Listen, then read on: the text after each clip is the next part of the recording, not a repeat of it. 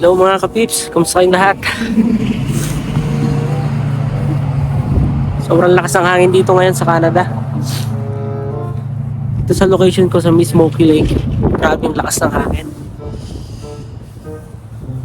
Tapos kagabi, lakas ng snow na may kasamang ulan.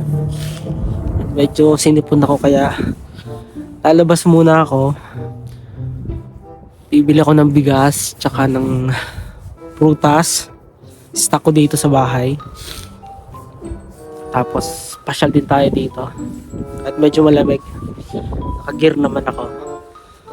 So, ikot-ikot lang tayo. Maganda yung panahon kung tutuusin. 2 hanggang pinakamababa na yung -7. Pero right now it's positive 5 degrees Celsius. And sunny. Pero grabe yung hangin. Ang lakas ng hangin. Sobra. Tapos doon tayo saglit. Samahan niyo ako.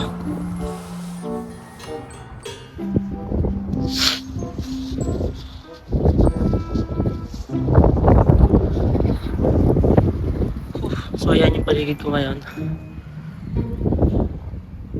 Ganda ng sikat ng araw, no? Kaso nga lang masyadong hangin. Sinipon nga ako eh.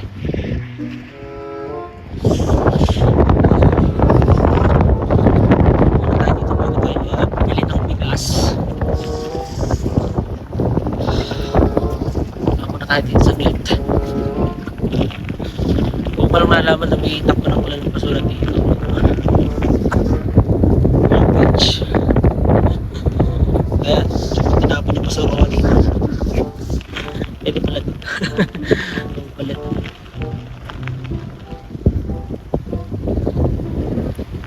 Takas ang hangin ako maririnig ko. Grabe daw.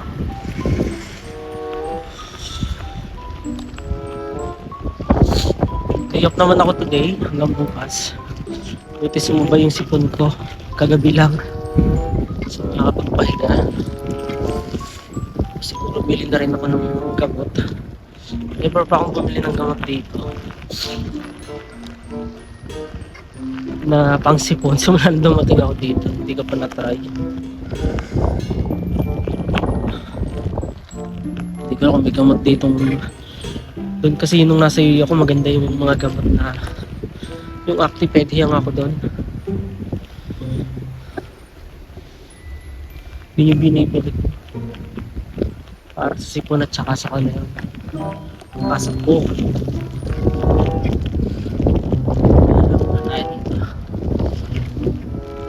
Ito, likod to ng bahay ko.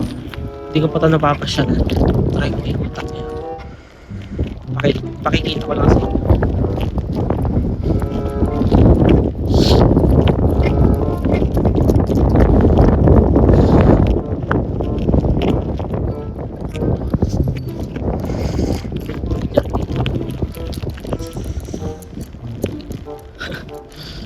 Ikutin natin. Para makita nyo lang.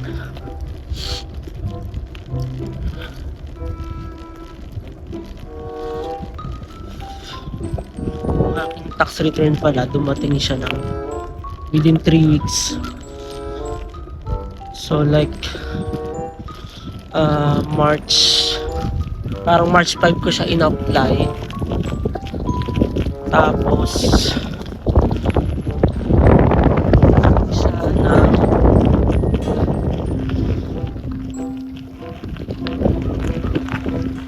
March 28 na-receive ko yung letter from Government of Canada. Tapos kasama naman yung aking cheque. Tapos after that, open ako ng account sa CNA account. Yung Canada Revenue Agency.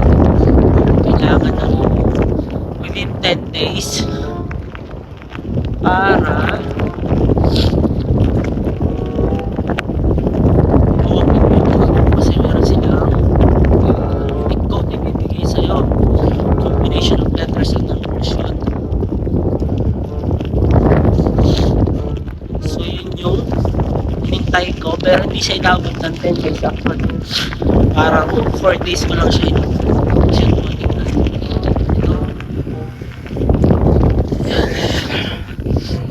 napakalawak ng lupain ng Canada.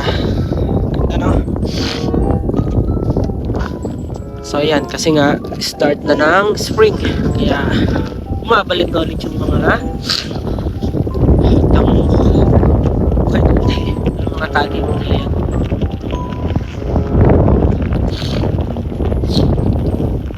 Grabe lamig kasi yung hangin sobra, parang umuumag sa lugar kasi sobrang lakas ng hangin. So yun, tapos kahapon yun, in-enter ko yung code na yun. Yun, okay naman ako. So yun lang, sa mga first timer talaga, sabi nga nila nasa napag-miss namin sa akin kasi ginagawa ko na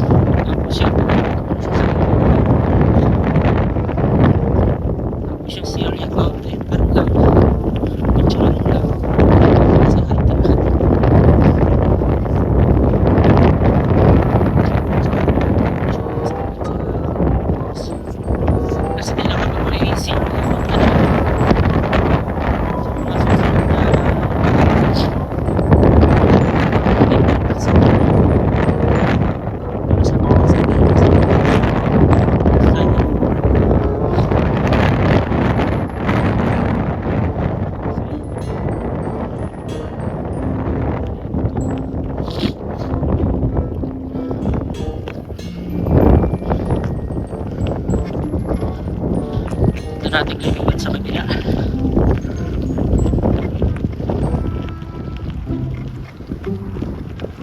Ito yung daan papunta ng Edmonton, yan. Yung way na yan. Ito. Yan, papunta yan ng Edmonton. Ito papunta ng itong right side ko. Papunta ng Redwater ba yan?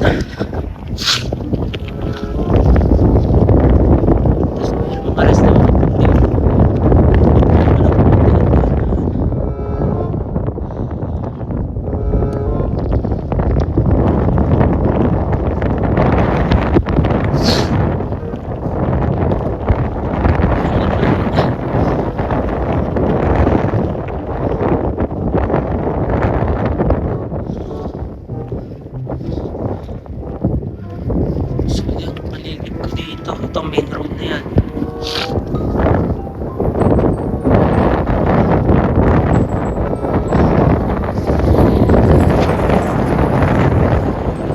Sasakyan talaga yan.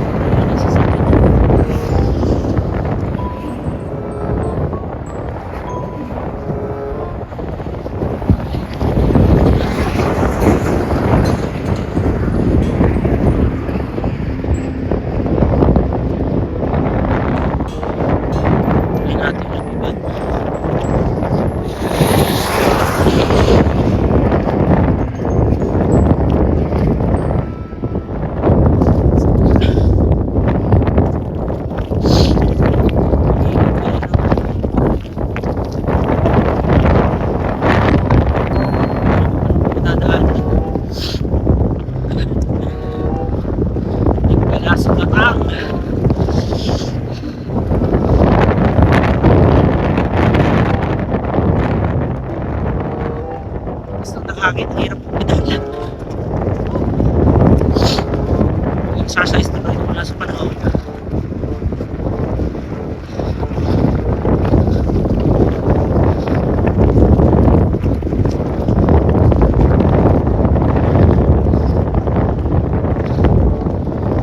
Sarap magala, sa totoo lang.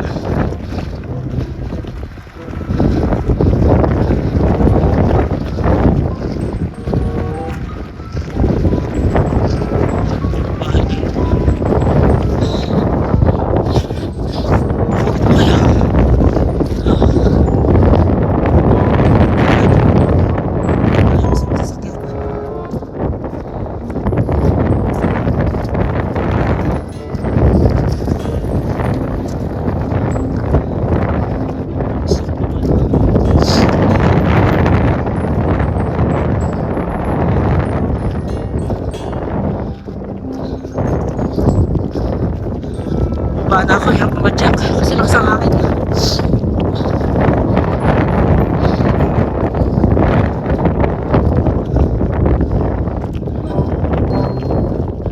Ito. Maras kasi ito.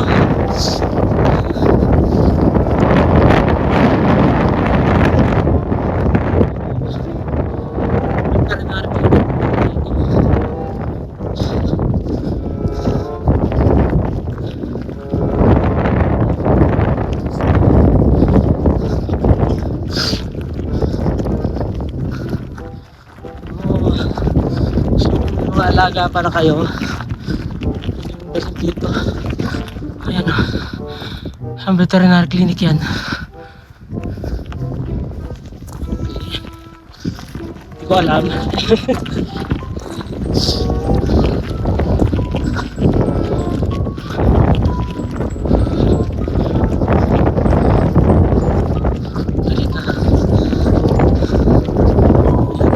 Veterinary clinic yan.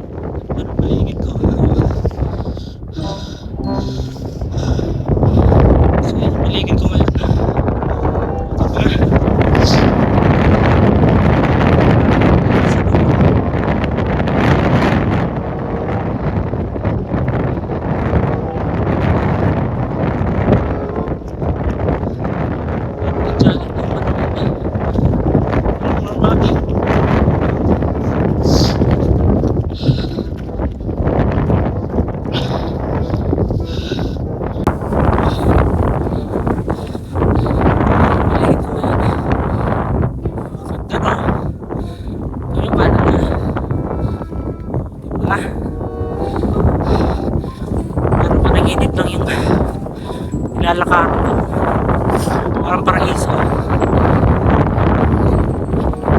Nakakabike ay pedal lakas kasi ng hangin. Ayan na, pataas yan o. Ako nagkakiki wala hangin kaya ko magaling na. So yung hangin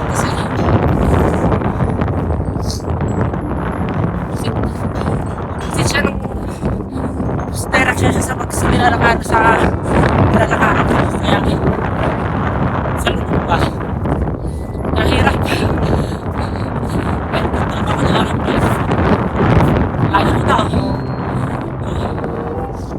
yung punta sa amin sa kilometer ako just ako ano daw sa nasa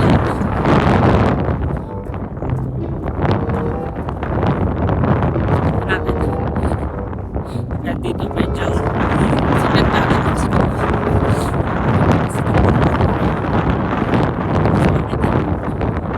simentado lang sa iyo sa place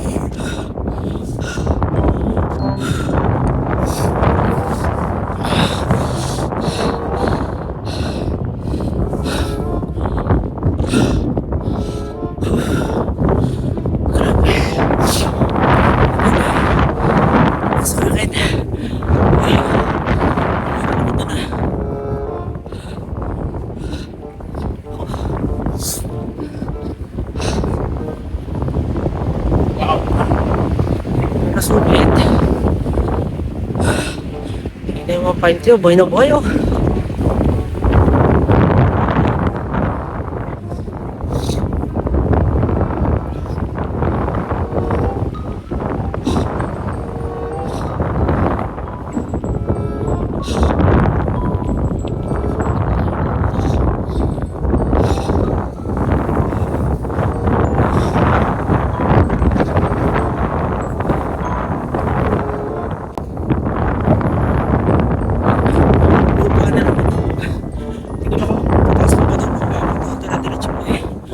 Masyado na kumalayo.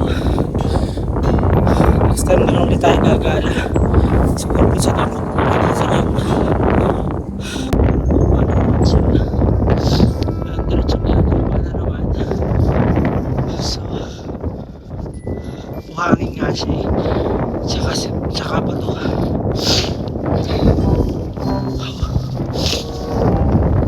Meron pa dito pero layo na. Pasyalan na ulit natin. Tapos may kumpahan ito. Hindi ko alam kung ano to. Ayun, parang dome. So yan. Balik muna tayo. Bili muna ko ng bigas. Layo ko na.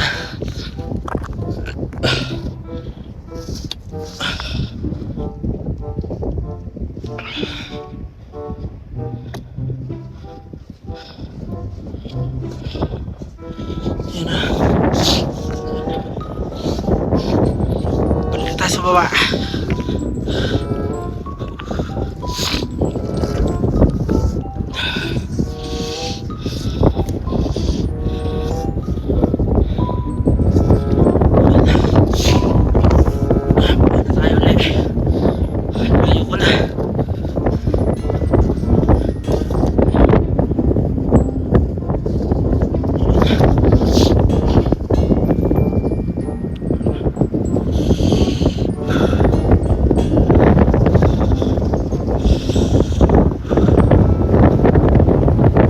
Na siya. Dapat nakita nyo, ibakas-bakas mo siya ng snow oh. Kasi nga kagabi nag-snow. Ayan, nag-snow kagabi, tapos ulan, sa lakas pa ng hangin ngayon. So yan.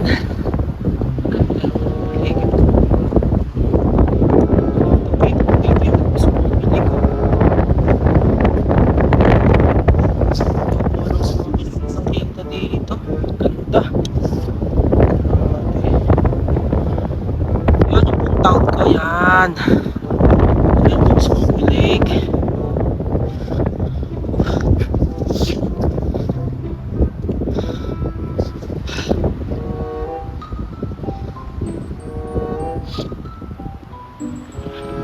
Ano?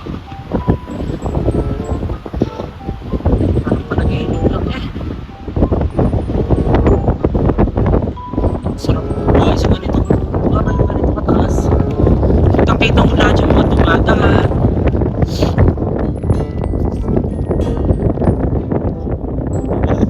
Baba na yan. Diretso ko yan. Tapos pinumula ko ng bigas.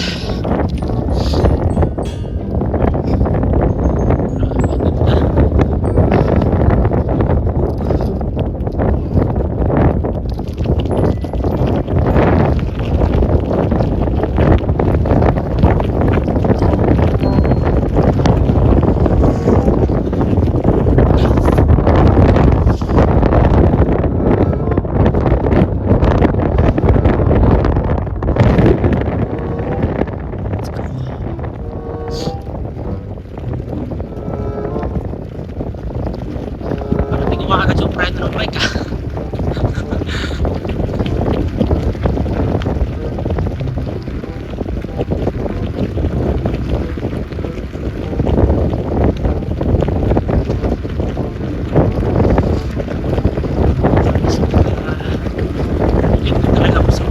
Kasi yung nakibike din ako eh. Kaso nga lang, nanakaw ng katan.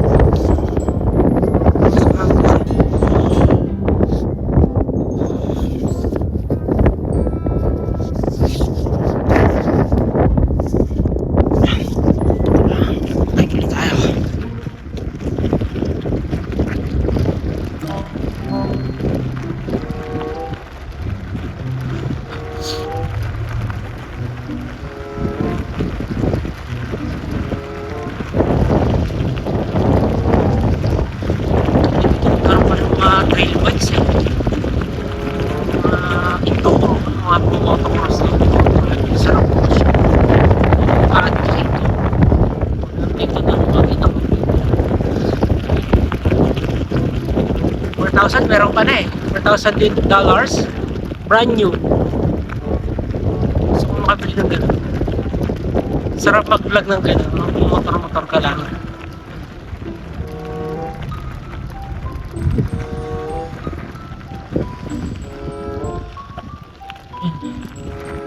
Dito ako sa main road.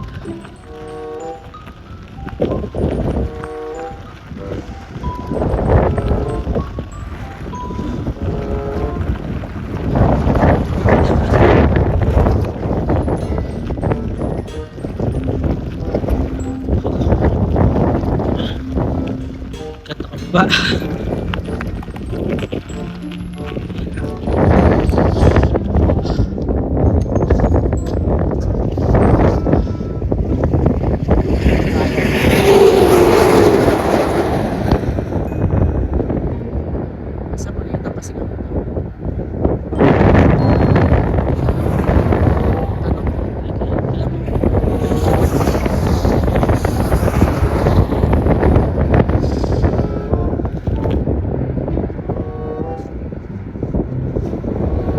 Malaki lang masasakyan ng dumagat dito.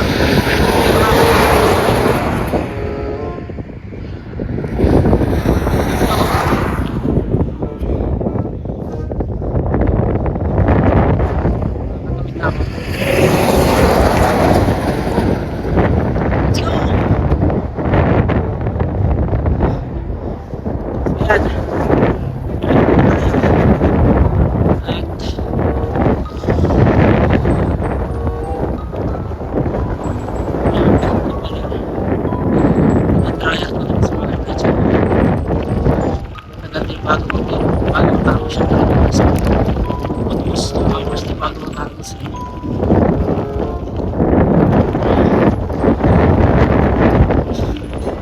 Next time, pag hindi masyadong mahangin, talagang makakapag-pedal ako.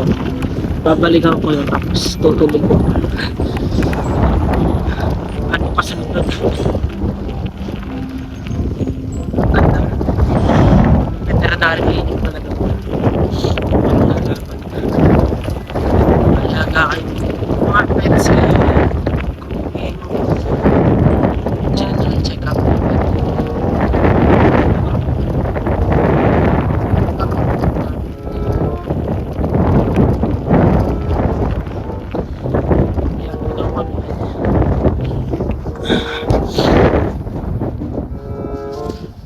Parang ba yun or ano? I don't know. Yun yung kasi yung work ko yun. Yun yung work ko. Kasi ito yung katapat niyan. Ayun lang. Gasoline station meron din dito. Dami dito gasoline station sa town namin. Yung Esso sa amin. Tapos may Shell. Petronas meron din yata dito. Or apat. Parang apat yung gasoline station dito. Tapos may good news pa na ini-apply na ng mga board of chambers dito, yung mga businessman, yung mga nag-meeting sila na gagawin rural tong aming smoking town. So good news yun para sa amin. Kasi isa yun sa pwedeng maging pathway namin para maging permanent resident dito. Kasi right now, ang applicable na pathway sa akin is yung Alberta Opportunity Stream, Express Entry, the Hospitality Tourism. Eh, right now, temporary post pa yun. Hospitality Stream at saka yung Alberta Opportunity Stream. Yung Express Entry naman, kung nakapag-rate ng pala, saka yung CRSS car ko, hindi siya umabot. So ito yung isa sa mga chance namin na ini-aim namin na hopefully by the end of this month maging rural itong aming town. Kasi pag nangyari yan, mas maraming opportunity, mas maraming mga infrastructure na may lalagay dito sa town, mas marami silang mabibuild na mga business. Yun yung maganda, diba? Tapos yun nga, magiging pathway pa namin, magiging PR namin.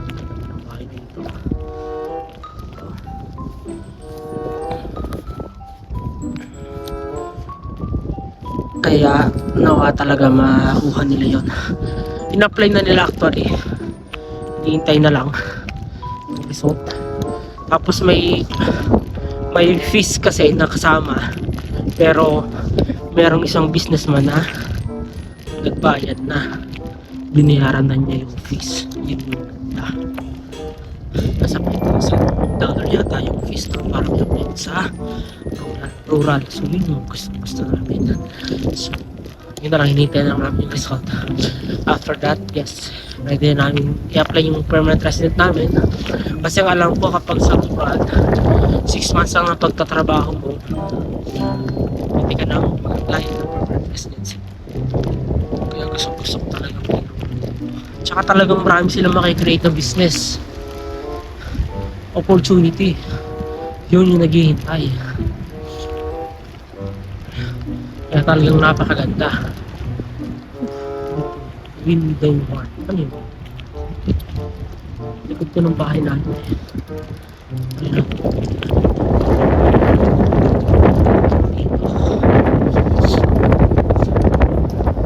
Gawin ko nga siguro everyday ako.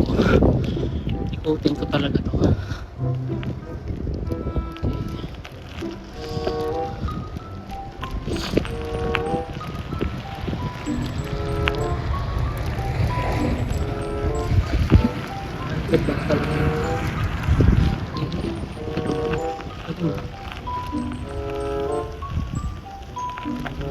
Parang shortcut lang din siya.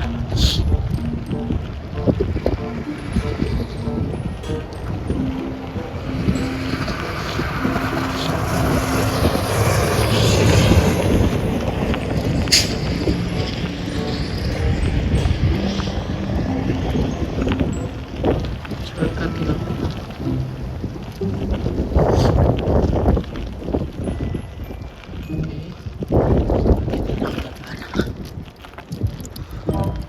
May sidewalk dito.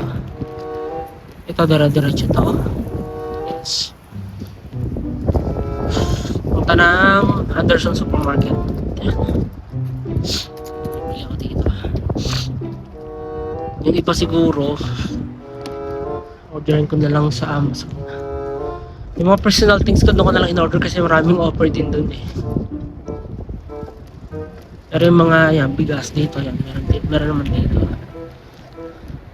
Sa Amazon kasi maraming mga deals.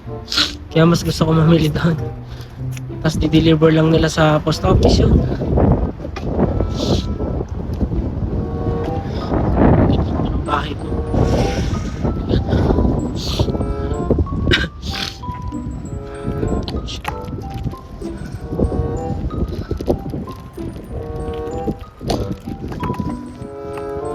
Ano ko doon?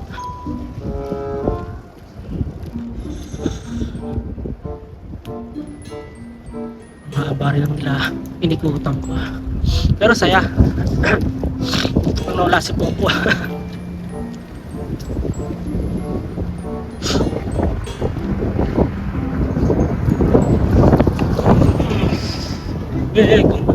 Lamig.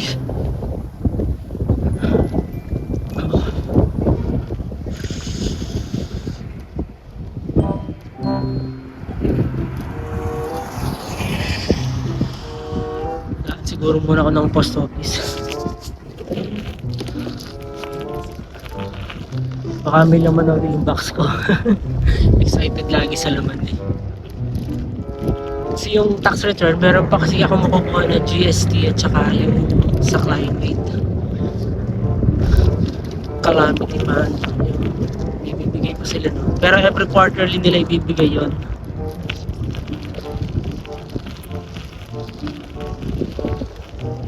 Isesend na, hindi ko alam kung isesend na ba nila sa account ko yun kasi nakalink na yung account ko. Papadala pa rin nila ng check eh. I don't know. Ganda ng panahon no? Sinimbay ipon na talaga ako. Biglang savings yun para sa pag-apply ko ng PR din sa mag-ina ko. Punta nila dito.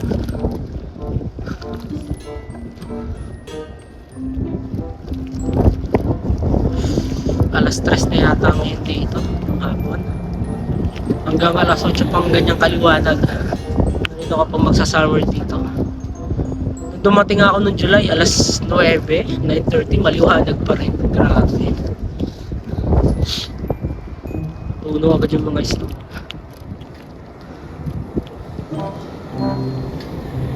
Init kasi. Mahangin nga lang talaga.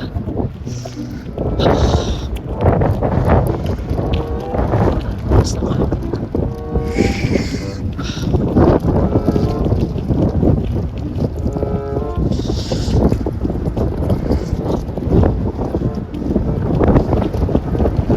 Ano ko yung post office?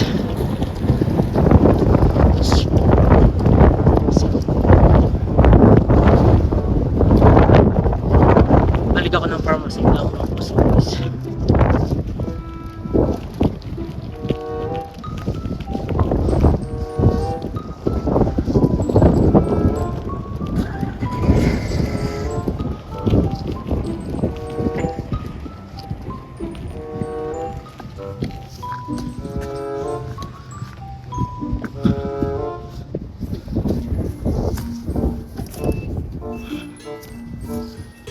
Update ko na lang. So ayan mga kapips, pauwi na ako. Bigyan ako ng gamot, tsaka bigas, tsaka sabon.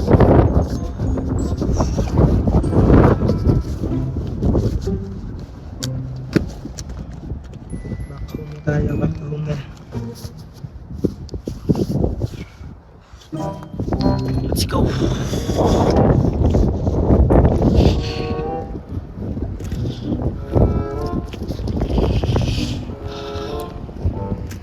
Ito naman.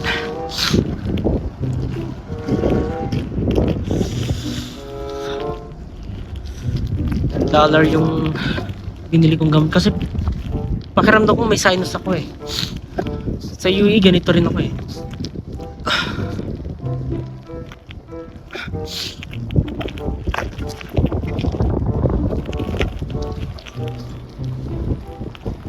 Sipon siya tapos parang tubig lang yung tumutulong. So nagtanong ko dito sa pharmacist naka-duty. Sabi ko kung pinakamaganda para sa akin yung binigay niya.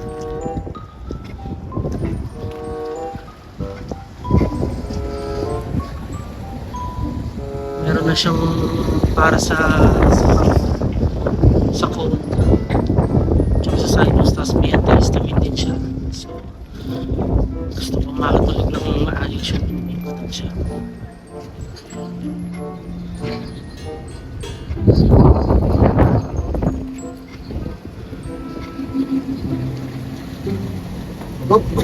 Hi.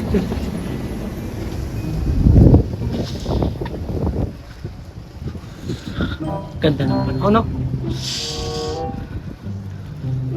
Sarap magala.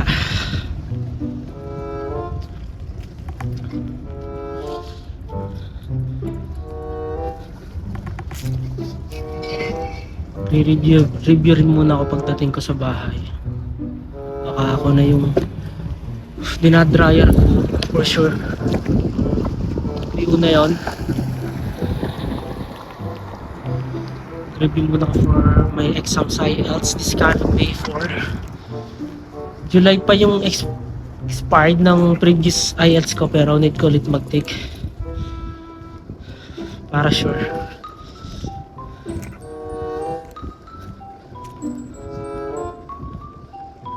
Sa 300 plus din yung binayaran ko dun. 300 parang $320 tapos Edmonton ko siya take. May kasabay naman ako.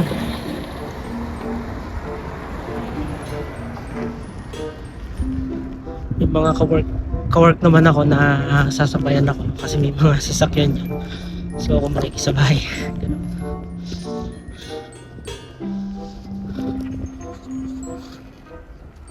Ganda ng panahon.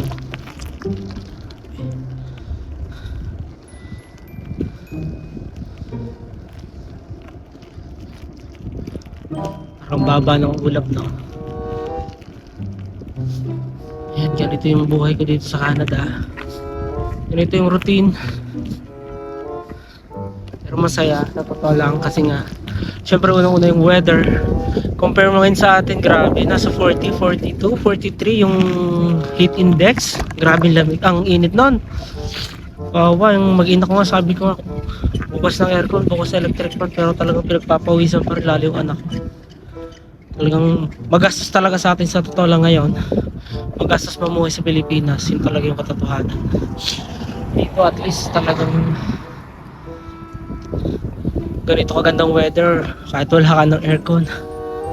Pag winter, okay heater, pero at least talagang hindi ka may heat stroke. Napakalayo ng heat stroke dito ng mga tao, unlike compare mo sa Pilipinas, yung talaga prone lagi yung mga tao sa ganung sakit.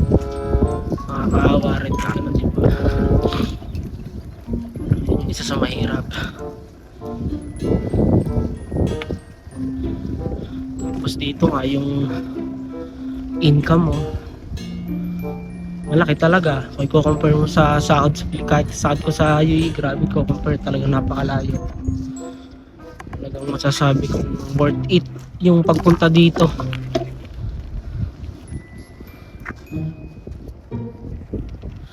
Tapos yun nga, yung mga benefits mo, yung chances na maging permanent resident ka after a while of working here, makakasama mong pamilya mo, makapag-aaral ng libreng anak mo dito, healthcare benefits.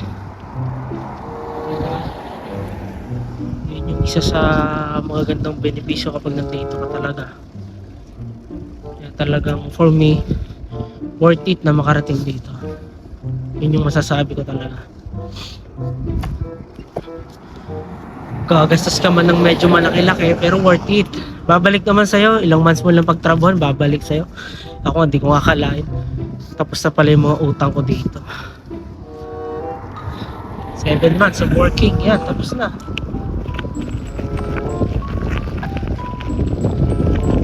Hindi naman every 2 weeks sumasahod ka. Talagang nasa budget mo na lang. Paano ka mag-handle ng pera, yun.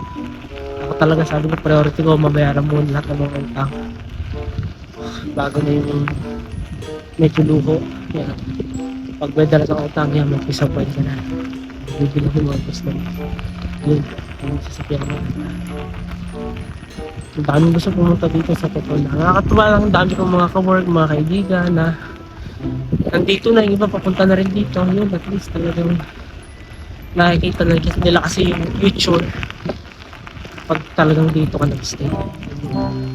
Maganda talaga.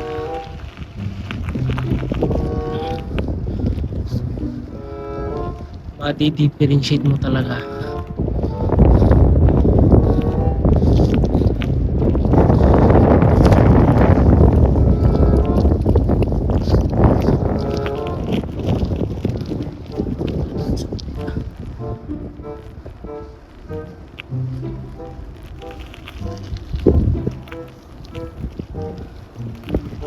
Target ng mga tao ngayon, karamihan mga Pilipino talaga makapunta dito. Kaya iba talaga ginagawa lahat kahit maging international student. At masas talaga ng malaki ba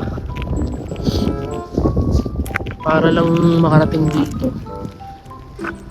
Kasi yun talaga nila maging permanent resident. Talagang fight lang for our dreams. Kasi talagang pati pamilya natin makikinabang dito eh. So yan, dito na ulit ako sa bahay. Malapit na.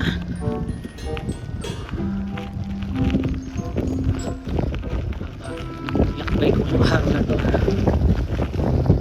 Sa muna ng bahay, maglilinis muna.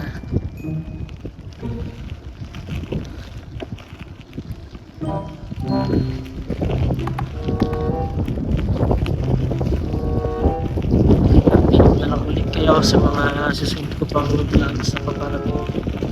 Thank you for always supporting my channel. 7,000, mag-8,000 na tayo. Salamat na marami sa inyo na makapagbigay ako ng inspiration sa inyo mga ka-tips. Ito na yung aking tinitirhan. See you na lang ulit mga ka-tips. God bless you all. Bye bye.